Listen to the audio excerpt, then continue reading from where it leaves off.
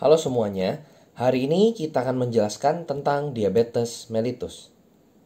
Diabetes mellitus adalah keadaan di mana tingginya kadar gula di dalam darah. Ini terjadi bukan semata-mata hanya karena konsumsi gula yang berlebih atau terlalu banyak makan yang manis-manis, tapi masih banyak faktor lainnya. Secara umum, diabetes mellitus ini dibagi menjadi dua tipe. Ada diabetes tipe 1 dan tipe 2. Kita mulai dari diabetes yang tipe pertama. Diabetes tipe 1 ini adalah keadaan di mana tubuh tidak bisa memproduksi hormon insulin. Hormon insulin ini diproduksi oleh organ yang bernama pankreas. Jadi, ketika tidak adanya hormon insulin di dalam tubuh, tidak ada sarana yang bisa memindahkan gula dari dalam darah ke dalam tubuh.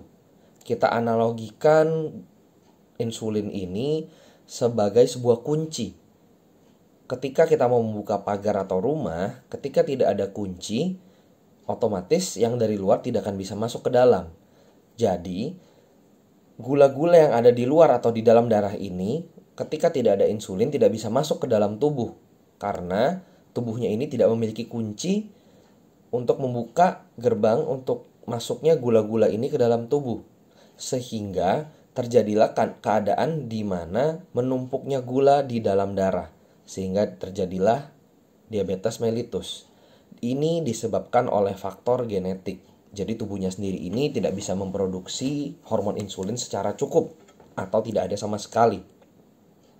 Di mana kalau tipe 2 ini adalah kondisi di mana insulinnya ada tetapi tidak berfungsi, atau yang disebut dengan resistensi insulin. Jadi kalau kita analogikan seperti kunci lagi tadi, kuncinya ini ada, tapi kalau kuncinya bengkok tidak bisa membuka pagarnya juga, sehingga bisa terjadi penumpukan gula di dalam darah juga.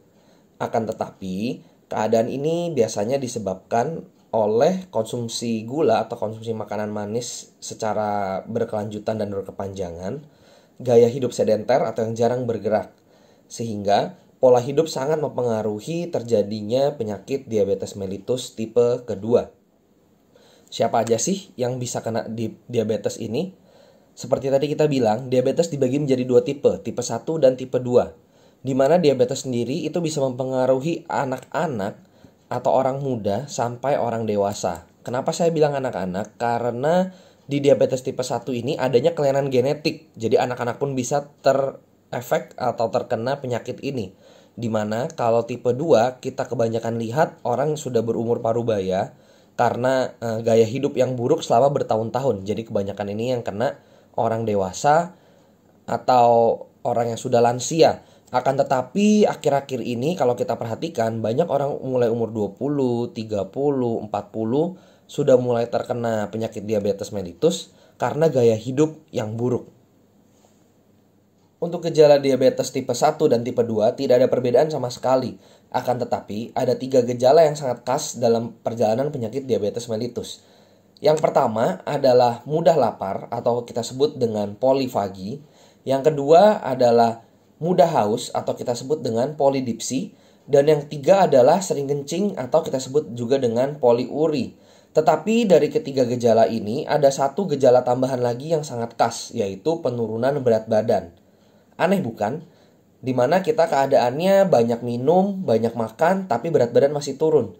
Keadaan ini bisa terjadi penurunan berat badan yang signifikan, bahkan sampai bisa turun sebanyak 10% dalam waktu 1 bulan.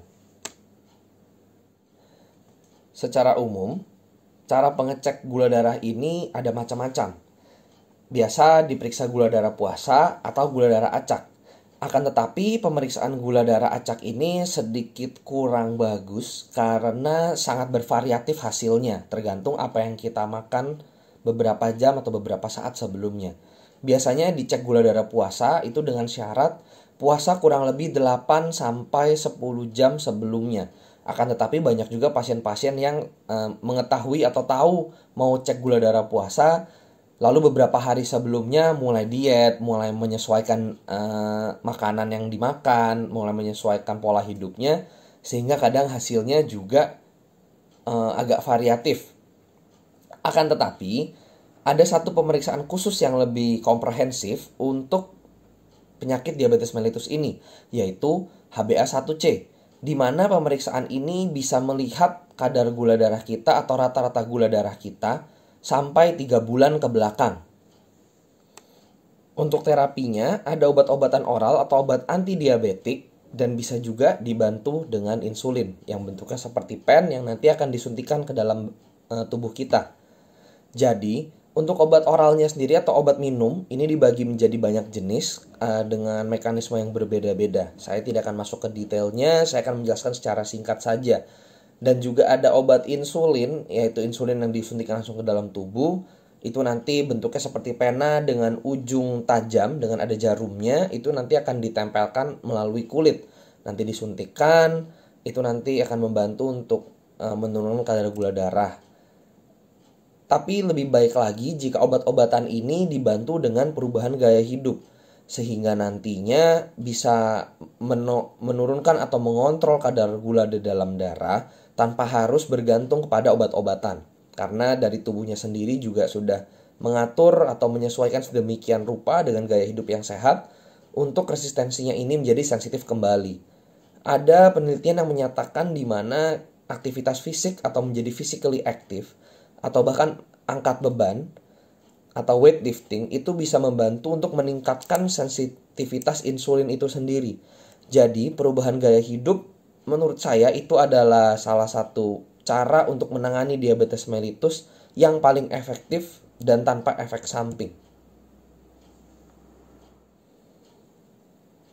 Untuk dirangkum video ini, jadi diabetes mellitus itu biasanya ditandai dengan 4 gejala tadi ya. Mudah lapar, mudah haus, mudah sering atau sering kencing, dan penurunan berat badan yang signifikan atau terus-menerus.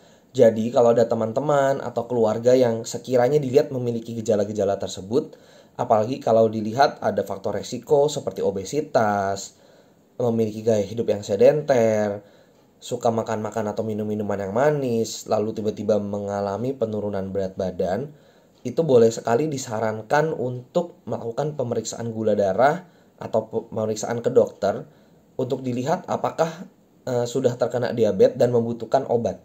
Jadi diingat-ingat saja gejala-gejala tadi dan terima kasih sudah menonton. Kita jumpa di lain video. Terima kasih.